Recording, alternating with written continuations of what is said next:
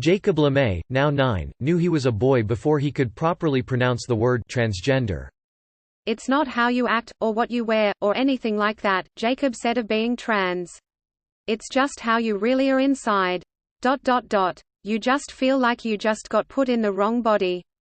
With the support of his parents, Mimi and Joe Lemay, Jacob socially transitioned when he was just 5 years old.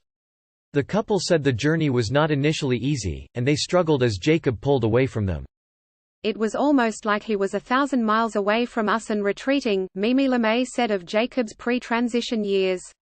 "It wasn't until we were able to say to him that we believed him, and that he could live as the boy he always knew he was, that's when we got our child back." The Lemay family initially shared their story with NBC News in 2015, when their son had just transitioned. Their story quickly went viral and remains one of the most viewed videos on the NBC Nightly News Facebook page. After their family's journey was made public, the Lemays said they heard from other families all over the country.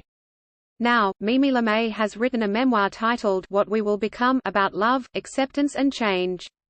When NBC News caught up with her to discuss the memoir and her family's journey over the past several years, Mimi Lemay expressed how difficult things have been recently for the LGBTQ community, particularly transgender individuals.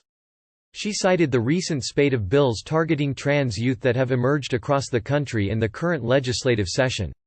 More than half a dozen states, most recently Ohio, have introduced bills seeking to ban gender-affirming health care for minors. This type of care, Mimi Lemay said, will save the lives of children like Jacob. Jacob is now in 4th grade. He has a pet hedgehog named Trinket, and he loves hockey, jumping on his backyard trampoline and playing with his sisters. He is a typical 9-year-old boy in every way, except for being transgender. He said some of his friends know and some don't.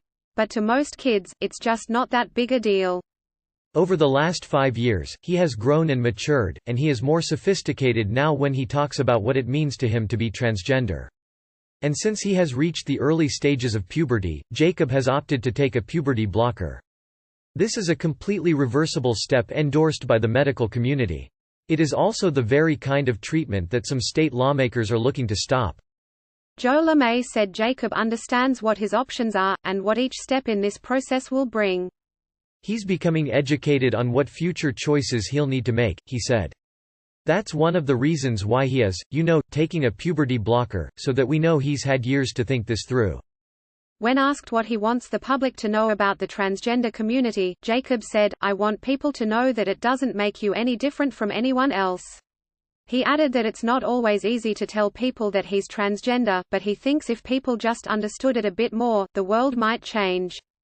"Most of the people aren't bad people," he said earnestly. "They just don't really understand." Mimi and Joe Lemay said their entire family now advocates for transgender rights. In fact, Jacob recently asked presidential hopeful Senator Elizabeth Warren, D-Mass, a question at a televised town hall. The Lemays said they want to keep sharing their story to help other families with trans kids. "Your child will be okay as long as you support them," Mimi Lemay said. "There is no harm in saying to your child, 'I see you, and believe you, and you are who you say you are.'" Follow NBC Out on Twitter, Facebook and Instagram.